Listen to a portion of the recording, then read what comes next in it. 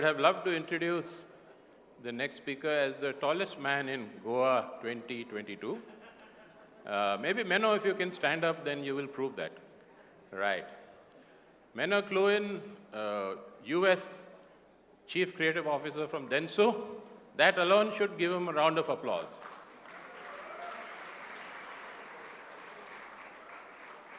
Among the many achievements of Menno are Cannes. He was part of the Cannes Agency of the Year.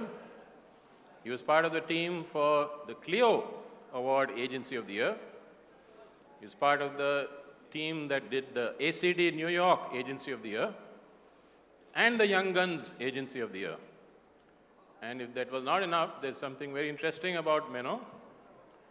Menno is half Asian, half Indonesian, and half Dutch. But nobody believes him because they all think he's Dutch. And Menno will tell you that his Indonesian father, he has to often show the photograph at the airport to say that his dad is actually Indonesian. So, Menno, may I, on behalf of this committee, really thank you. You've been a jury chair for print, and we will, of course, be seeing you once again in the evening after your session when you hand out the awards. So, welcome, Menno, and please take over. Thank you.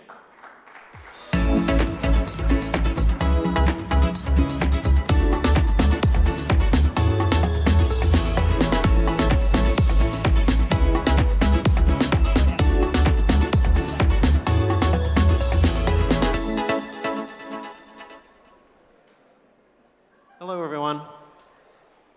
I'm very happy that you all invited me for advertising skills, not my dancing skills, which was very apparent.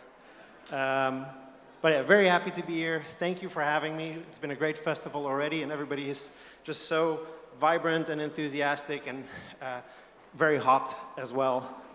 A little bit about myself. I'm going to walk around a little bit, get off this stage. So my name is Menno Kluin. I'm Dutch. I'm an art director. I graduated for copywriting as well, but I'm not very good at it. And I've always built my entire career towards being a CCO. I started out in an agency called Saatchi & Saatchi, and my first boss ever was Tony Granger, and then I knew, it was like, I just want to be like Tony. Mixed in with that, I'm deliberately saying that I'm Dutch, because the title for me is A Practical Guide to Creativity and Building Creative Agencies. I am very logic-based and practical for a creative individual. It always scares people a little bit, because I'm very process-driven for enabling creativity, and I will get into that a little bit further. But first, a little bit of context for who don't know me about some work that I've done. But first, thank you, Abbey Awards, thank you to One Show, and I have to mention Tony. Tony invited me originally to be part of this amazing festival, and Tony unfortunately passed away. His last email to me actually was about this festival. And just brief words about Tony. Tony was an incredible human being. I've known him my entire career. He was kind to me when I was a junior. He was kind to me all the way until now. And whenever Tony would ask for something, he would always say yes, because he was about the work, and he was such a kind spirit, and he will be missed. So, again, practical approach. I thought, how can I help? How can I contribute?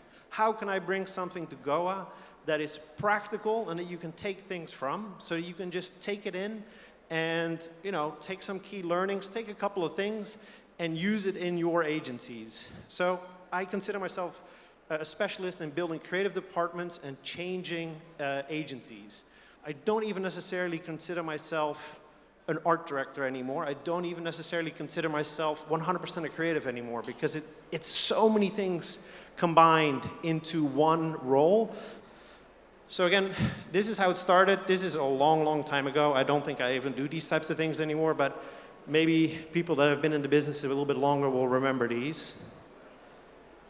This is one of the first ads I made. Things made in China, compressed by Stuff at Deluxe. Took a lot of effort, built it all ourselves. What she got in the divorce, where you see is basically every object we could find, plus a lot of money at the bottom. an ad for Glide that did really well as well back then. And we're talking about 2005, 2006, something like that. So it's my girlfriend, and then the food that is stuck in between is a guy named Bob. Another one, big night out, 9 a.m. meeting. I think we can all feel that one, especially today. That seems relevant.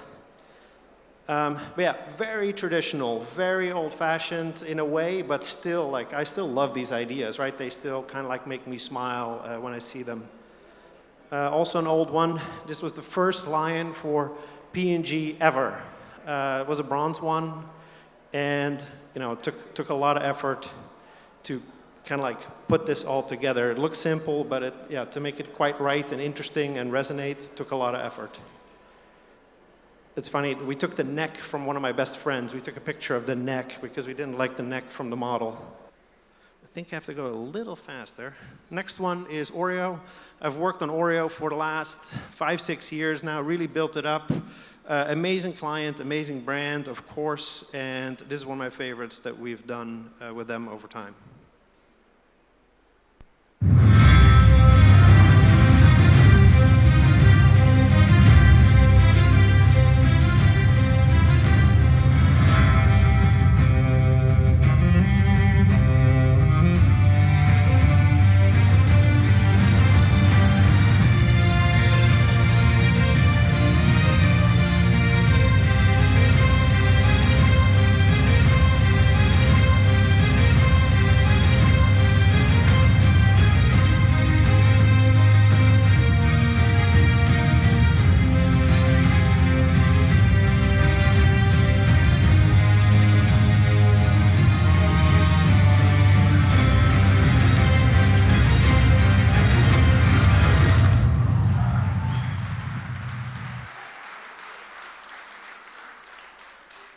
The new, what's it called, House of the Dragon is coming out soon. I'm very excited myself. Couple key learnings here. As an agency, we made a bold move. I was at 360i at the time, and we didn't have enough money to do it. And when I mean we didn't have enough money was, I think the client put up $125K, and our fee was something similar. And we said, no, let's put it all in. Let's put it all in so we can work with the original creators of the actual Game of Thrones opening, which seems like a small bet to bake, but overall it really generated an entire revenue stream for us because all these partnerships now we're doing, they become bigger and bigger. When this launched, Oreo did, I think, $10 million more worth of sales in the first week. Now we did one with Pokemon, similar, right? Broke all kinds of sales records as well, and we're planning the next one as we speak. So just a small little bet really paid off for an entire stream of incremental projects. Next one, hero the product. I always get asked this question, like, how do you get to do better work? How do you convince your clients to do better? Show the product. Show the product. Like we did kind of like rough math, right? Whatever, I'm not great at math or anything like this, but we said like, oh, okay, this commercial shows your product 5,000-6,000 times. Which client is going to say no to that? And it has like even more cookies at the end, and it has a massive pack at the end, and yet at the same time, it's still very creative and still, I think, nicely done. So it's hard to say no from a client perspective to something like this. So that's an easy path to better work. Right at the moment in culture, we actually had HBO and Game of Thrones. We were doing stuff for Game of Thrones as well. We connected both clients, and we kind of like made the most of the final season to kind of like have both brands be elevated. Let's see what's next. HBO, yeah, Westworld.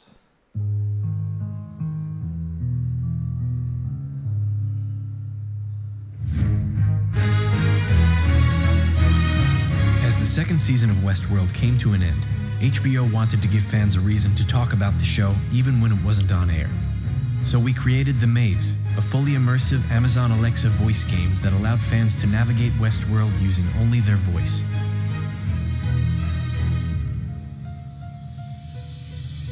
Alexa, open Westworld.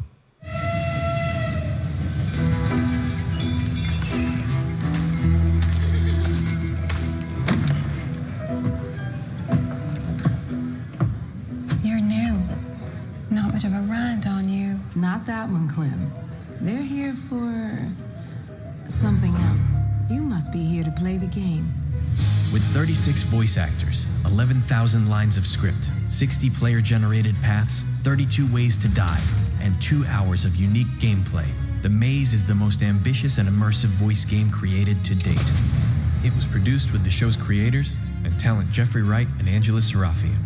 In the first week, over 10,000 fans tried to solve the maze, and the game generated over 500 million earned media impressions thanks to Easter eggs hidden in the game just for press. Never had the pleasure of meeting Patrick, but I love his articles on CNET.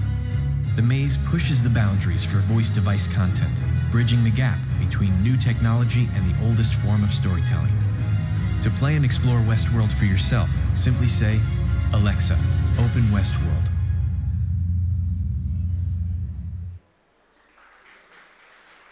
Thank you. This did really well at Cannes that year, won the Grand Prix in music. Also a lot of lots of different projects, right? So lots of different key learnings. So this one was spend more where others were spending nothing. I think at the time, people were spending $15,000, $20,000 on developing Alexa voice skills. This client was brave enough to say, okay, let's put $1 million against it, right? Automatically, you are a lot further. You are more immersive. You are way ahead of everybody else. And it worked for their business as well, right? Because they wanted to as well just educate their team on how to do these things. Because you can imagine we were exploring voice skills for Game of Thrones, right? Like you watch Game of Thrones and you have Alexa kind of like feed you information on the side. So lots of different elements coming together. Leaper clients, clients that are brave. You have stepper clients and you have leaper clients. Stepper clients are clients that just go small steps forward. Leaper clients are the ones that are brave enough to make a jump. What we did here was make sure that we've always been connected with the HBO team collectively, so that we collectively made the decisions as we go forward, because they were harder decisions to make. And then lastly, find the excitement about the project. I found this actually also an interesting kind of like team motivation thing. The writers were not actually that excited about this project because it's a lot of work, a lot of scripts, and it's a game, it's like something else. But what we figured out is go spend a week in LA with the writers of the show. So we sent an entire team to LA to work with the writers of Westworld, and they were very excited about that, right? As a writer, you get to spend time with the writer's room of Westworld. That's exciting. So, and after that, they got excited, and they came back from LA, and they're like, oh my God, this is so cool. So it kind of like kept growing from there on out. I think one more work example, and then I'll go quickly to some of the other topics. This is Dr. Arnold T. Petsworth. Yes, that's his given name. No, don't look into it. He's the owner of Petsworth Vet World, a veterinary clinic in Hopton, Connecticut. His patients include dog, cat, turtle, cat, turtle, frog, hamster, fish, Goldie? dog, and this alpaca. Due to doctor-patient confidentiality, we can't tell you their names. Business at Vet World was steady, and then quarantine hit. Neighbors on every lane, drive, and even a few cul-de-sacs brought new four-legged friends into their homes. Bunnies. Bunnies. You guys are so cute. Bunnies. You are so cute. Bunnies. So cute. Bunnies everywhere. A lifelong lover of Laporte, Dr. Petsworth welcomed these new patients with open arms. Hi, how you doing? How is she? Did you meet Jackie? Jackie, Barbara, Jackie? This is Betsy. The only problem? Okay. There were more appointments than he could manage. Yes, I'm gonna get to you. Give me a second. We're gonna get you in real soon. Don't worry, all right? And then...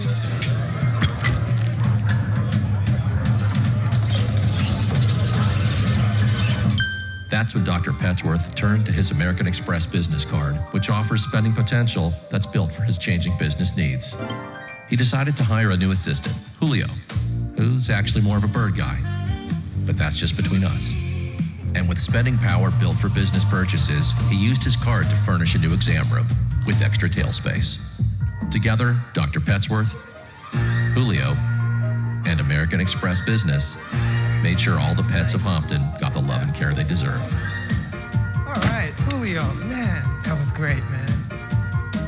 And everyone was happy, especially these guys. Get the card built for business by American Express. So this was an entire series. I think we did 8 of these. So main learning here, I would say, sell the construct of storytelling. Sell the construct, not the individual story. Like I said, I think we did like 8 or 9 of these. And then within the 8 or 9, this is still my favorite, this is one of the first ones. But because you're selling a construct, because you're selling MX on the premise of how a car transforms small businesses in the now, basically you can just keep going. This is a B2B spot, and like the point, we were so surprised that everybody responded so positively. And I think it just shows storytelling works in every category. A little bit more complex in 30 seconds to go, but I think we'll go over in question time a little bit. Building a great department. This is really fascinating. I love this. Incredibly complex. I think you all have to deal with this. Building a great creative department is hard because it's people, it's teams that change, it's clients that change, it's technology that changes, it's an industry that changes. But always start with one, right? It's funny, like when friends become CCOs, they always come to me and they're like, okay, Menno, how do I do this? And I ask them one simple question. What is the problem? What is happening in the agency that is preventing great creativity from happening? For instance, island building. Island building is when teams really build an isolated group and don't let anybody in. They hold the knowledge and they hold the power. And it's a problem for the entire agency. So, but start with that. Start with the problem statement, whatever that is, and that's always unique. 2, build the machine. Again, creativity is so much more. You have to have an agency that enables it. The scopes need to be right. If the scopes are not right and the deliverables are not correct, you will go endless rounds, right? I think we've all had clients where we go 7, 8, 9 rounds and maybe 10 rounds. The moment we hit 4 rounds, and in the scope it says 3, I'm the one that says stop or get incremental. Because why else would a client decide? Why would they decide? So all of those things, collectively, you have to build the environment so that the outcome can happen. A couple of other points, creative PM structure, of course, proper briefs, very clear solution. Back to simplicity, builder mindset. Every step that you make in a project has to get better, and a production mindset. The best agencies in the world have the best production companies, or the best production departments. Lastly, build up your people. This is a confidence game. I guarantee you that the best creatives in this room today are probably as well the most confident. They could be introverts, like myself, right? This is not necessarily something where I'm super comfortable. But at the same time, there has to be confidence for creative excellence. You need to make decisions where you go like, yes, this is what I want to do. And building up that confidence is critical for a creative leader. And do everything in your power to make sure that you maintain a certain confidence level. If they fail, call them, laugh it off. If they do a terrible project, laugh it off. If they need help, help them, and so on and so on. A couple of questions that came up during the Abbey judging. How can India become a top 3 awarded country? How do you impact agency culture? And how do you convince clients to do better creative? I just took a quick stab at all 3, and I'm assuming you all think about this a whole lot more than me. Awards, it's a finance game, really. Like, if you want to win at Cannes, you have to have the biggest budgets. I saw on certain US award shows, and I don't mean that like that there's like other stuff happening. It's just the opportunity to enter more categories. Again, like if you look at the biggest US agencies that win the most, they spend the most. It is very, very simple. Simplicity is still key. The question came up, or the debate came up, do we make local work, do we make Western work? Make both. Why not? Make both, but there's no reason to make a choice. And the only thing that I would like probably encourage you all to do, open up the spectrum. Do something that nobody expects from you. Do something where they go, like, where they can't even place that it comes from India. And I think that is amazing, right? Like, open up the spectrum, of the style of work that comes from this entire country. Underneath is a little bit my award show system and structure. Level 1 is craft. Craft everyone can do. Craft, you can just pick the best vendor. It's your choice. Everybody can make the right decisions. It's not even about your talent, it's about your ability to choose. Category specific, play where others don't, right? The voice skill in a game, not really anybody was playing there, so play there and do it, take it serious. They'll go like, yes, we're gonna be great at this. And then lastly, once you have craft and category specificity in place, the big idea winners like the Lost Class this year, like the Lost Class from Leo Burnett Chicago, is winning everything. It's winning design, it's winning print, it's winning viral, it's winning everything. Eventually those will come if you hit level 1 and 2. Impact agency culture is all about the agency leadership team. I mentioned early on Abby Klaassen, my business partner. She is such an incredible, kind, generous builder personality that she controls the weather of the room and she controls the mood of the project just by being herself. And yeah, everything signals. Almost there. How do you convince your clients to do better creative? I would really change that question. How do you motivate your agency to do better? Really, I really mean it. All clients can do good work. Sell their product, sell their brand, help them succeed in the marketplace. I think, like we have as a goal, help our clients' career succeed. Most of the Oreo clients that we've done these projects with that had incredible results are all now in North America roles, and they keep giving you more just because the projects succeed. Maybe a provocative statement. I would eliminate proactive. So at Dentsu, we have in the US, we have a no proactive rule because I don't want to have any easier paths. It's hard to do great work on real clients. It's really, really hard. Therefore, if there's an easier path, people will choose it. I would choose it. So just like really like eliminate it and really put the focus back. Finances, plan ahead, and sell the work. That was actually quite a learning session, even for me. So thank you so much. Unfortunately, we're short on time, so we don't have the question and answer session. But having said that, may I please request Mr. Ori to kindly do the honor of felicitating Mr. Kluin with a token of appreciation from our side. Thank you. That was fantastic. Thank you so much.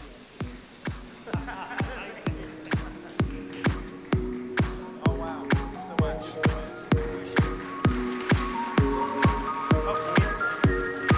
Well, thank you so much, gentlemen. Thanks a lot for joining us. Let's give him a huge, huge round of applause, please.